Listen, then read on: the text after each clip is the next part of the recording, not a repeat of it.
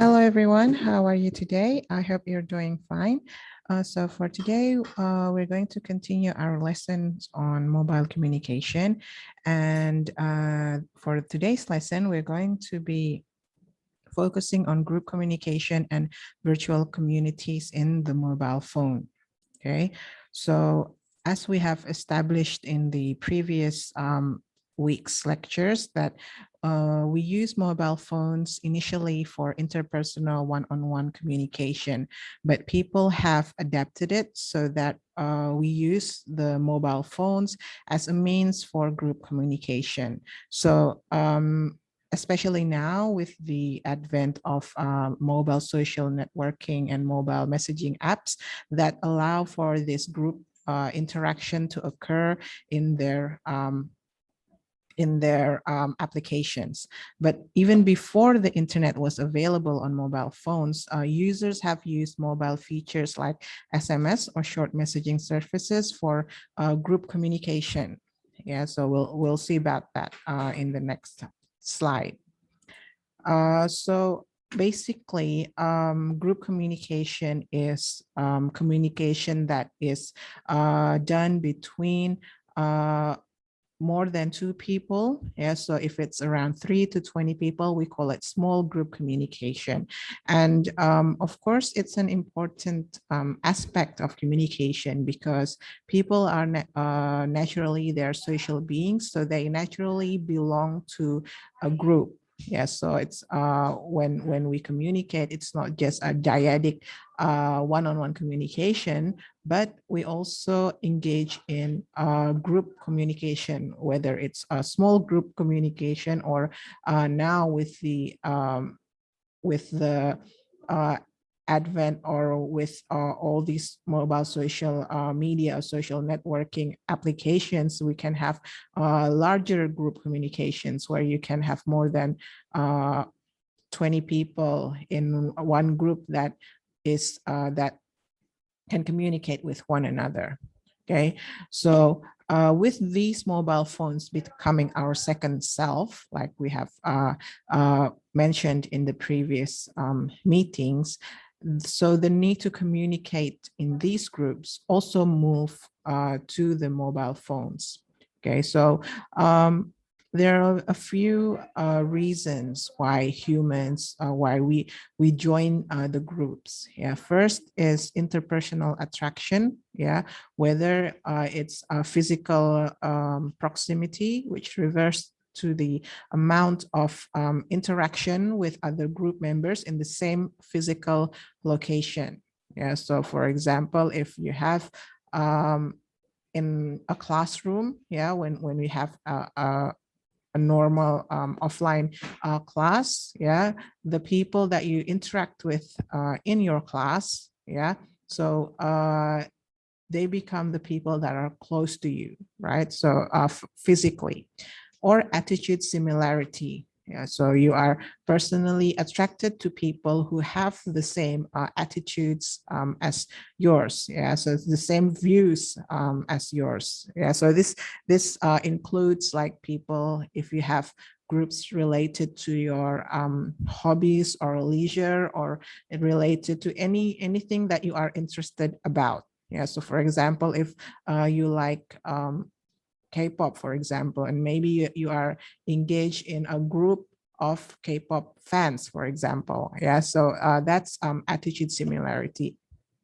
And then need complementarity, yeah, where one's needs complements the others. Yeah, so this means that in a group, of course, there's going to be someone who might be, whether formally or informally, as the leader of the group. Yeah, so the leader will need followers, and the followers will need a leader in that group. Or maybe you want something that you don't have, that you can be fulfilled by joining, by being a part of that group. Yeah, so how everyone's needs are covered when they are participating in the group. Okay, and the personal need for affiliation.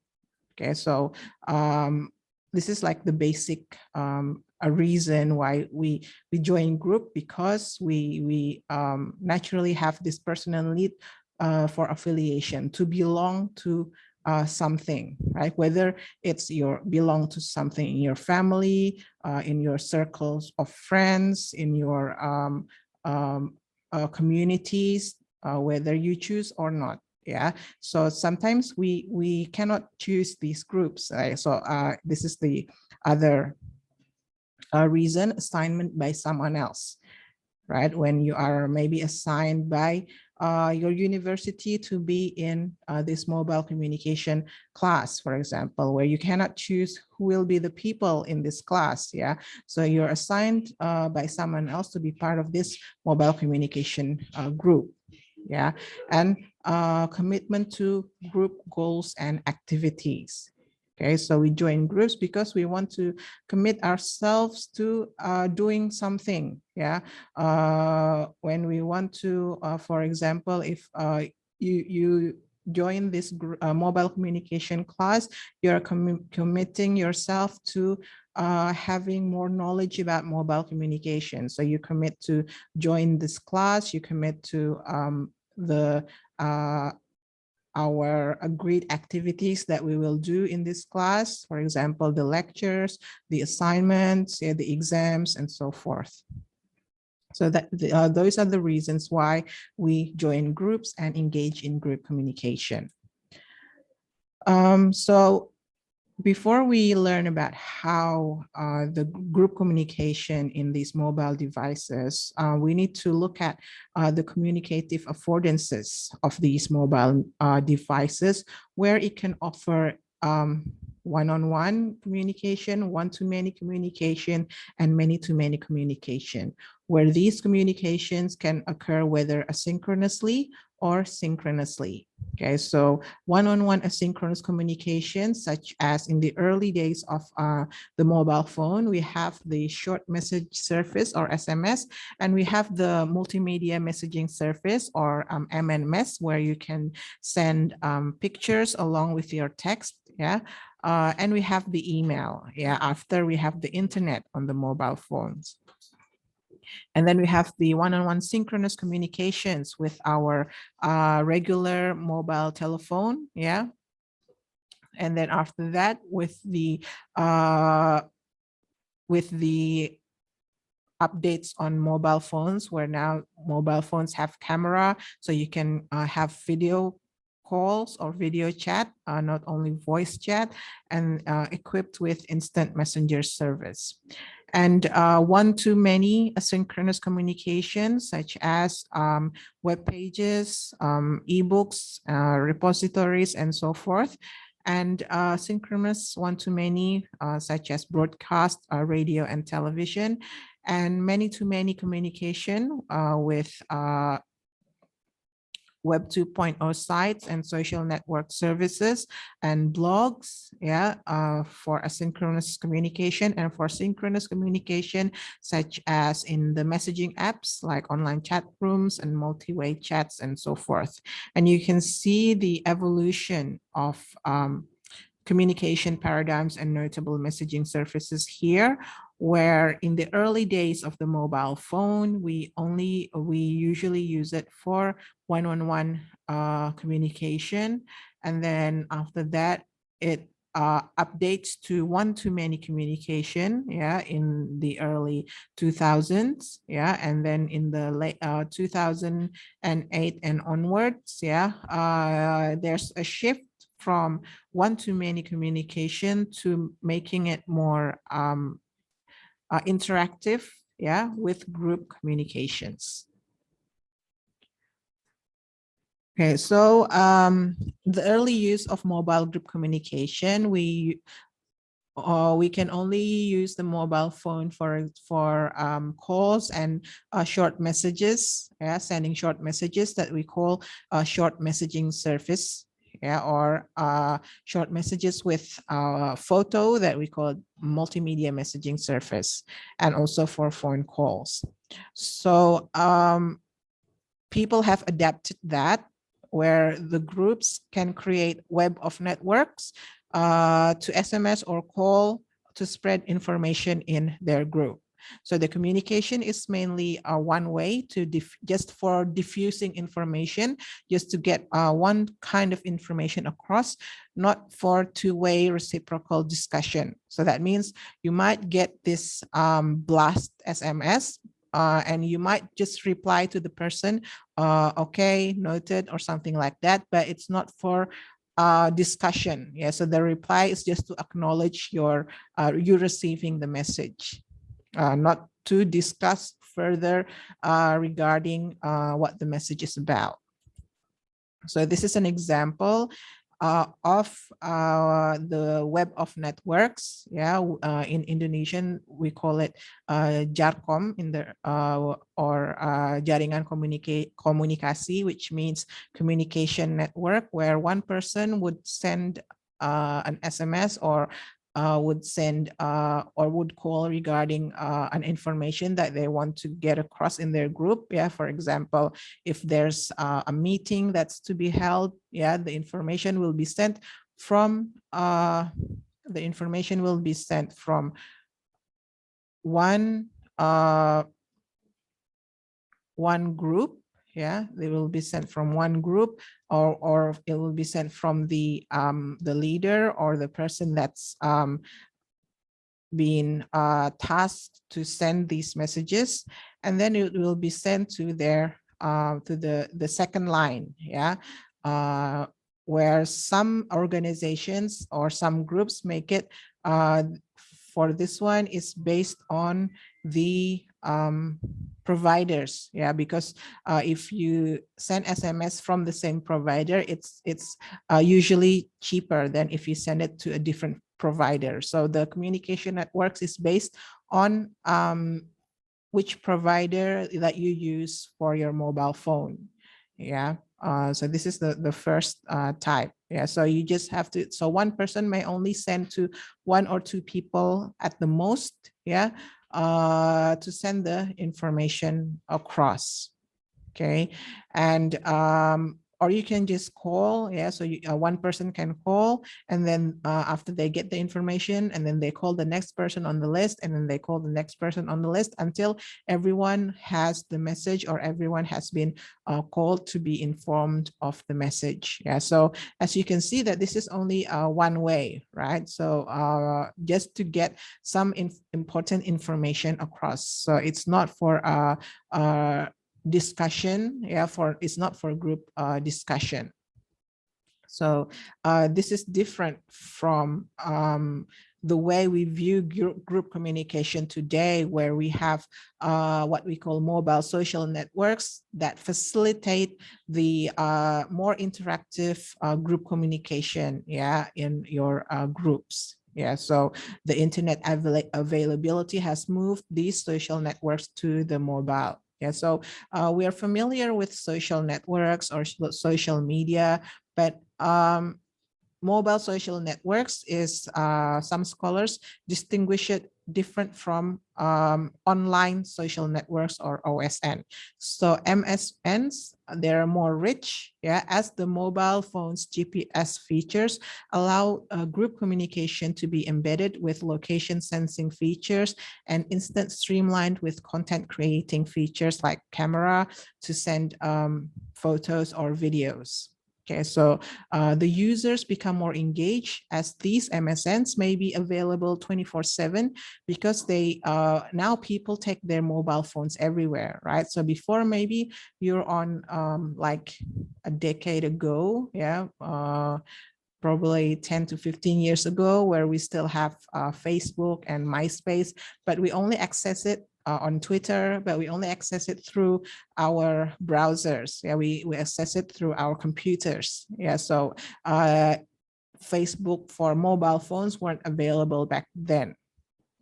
Okay, so now that we have Facebook on the mobile, yeah, we can access it anywhere. You can post to Facebook anytime you want, because you always have your phone with you all the time. Yeah, different if you access it using your laptop, yeah, where maybe you have a set time, yeah, to be on your laptop, for example. Before I only use it maybe during the day. Yeah, when I'm working, when I have my break time, then I access Facebook because that's the only time that I have the internet, and the only time that I can access it, because I can't back home, I can't access it in my phone.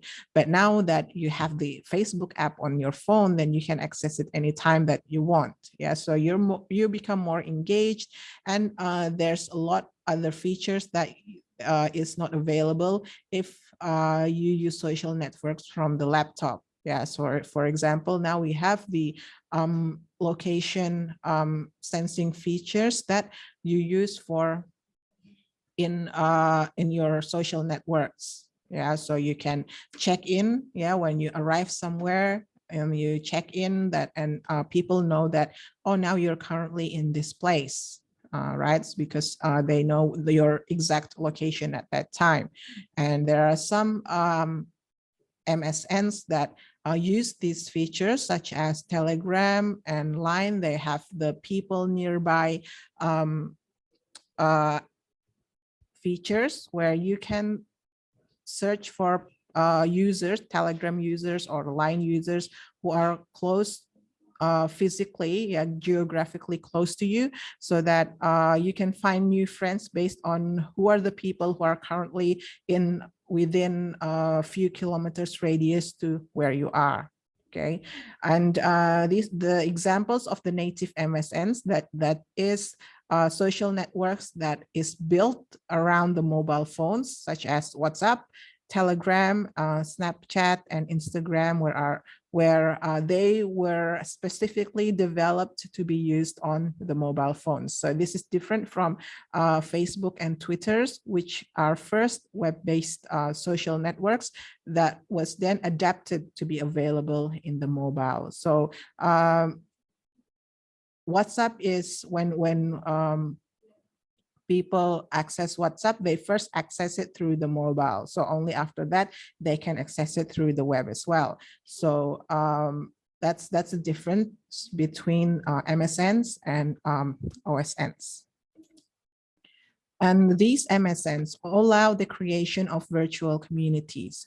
So virtual communities is not, it's been around ever since we have the internet, where before it's web-based and now it's more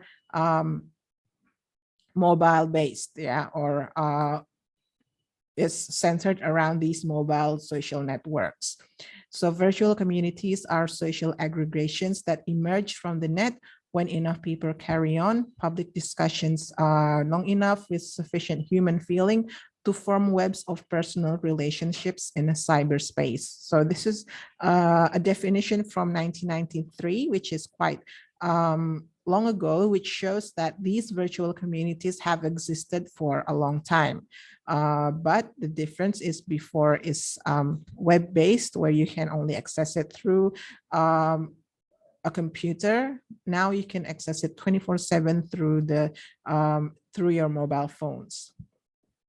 So although the term virtual here means it's not geographically bound, but some scholars argue that virtual communities are often simply the online extension of geographically situated offline communities. Because when they research about virtual communities, they found out that even though virtual means you don't have to be tied to one geographical place to be in that community, but people are naturally attracted or naturally attract to people who are in close proximity of themselves. So although you don't plan to maybe join a community that whose members are close to you, but it's naturally when the researchers study about these virtual communities, they found out that these virtual communities have members that are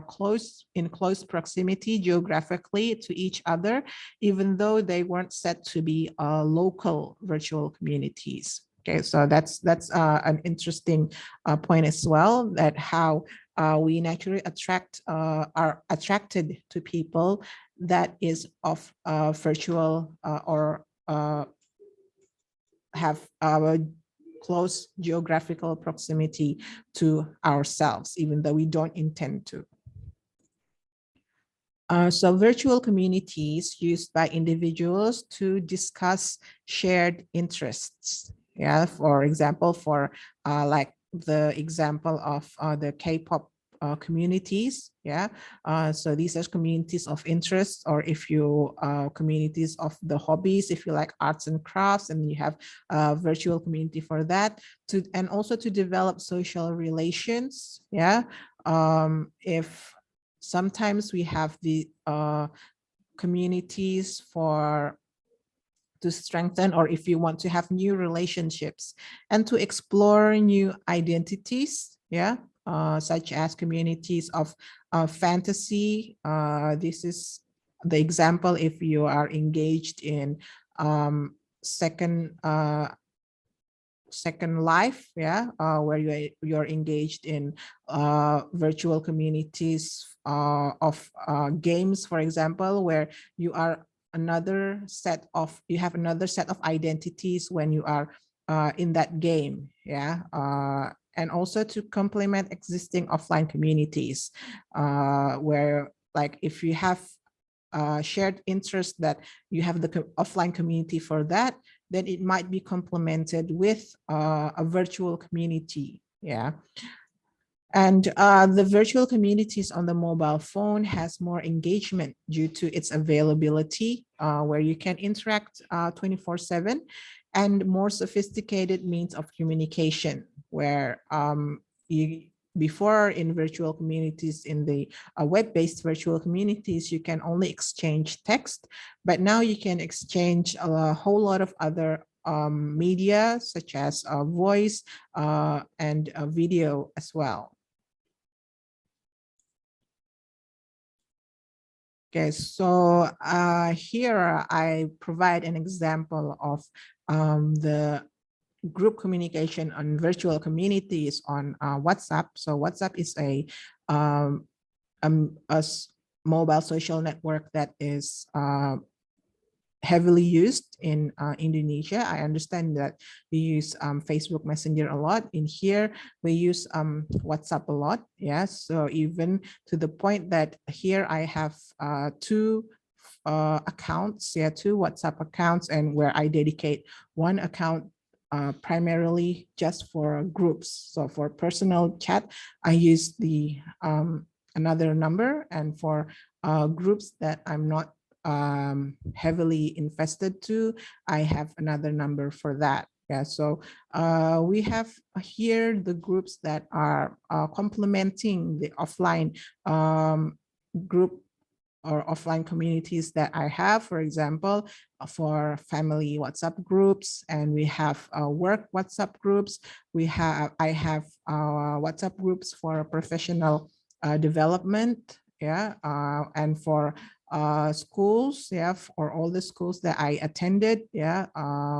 I have groups for where I live, yeah, where we discuss about our community, our environment, yeah, in the complex, the residential complex that I'm staying.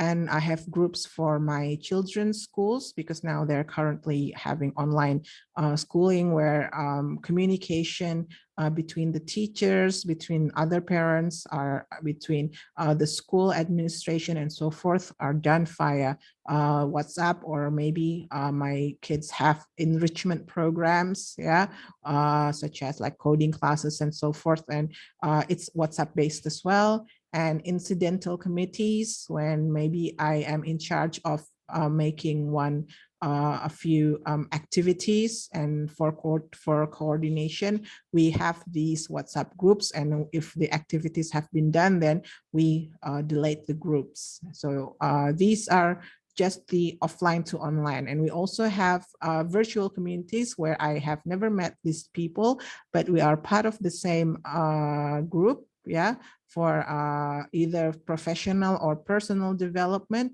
for identity affiliations, and a whole lot of other groups. Yes, so I've identified lots and lots of groups that I don't always interact with. So, but they're the ones that are available, yeah, just from WhatsApp alone.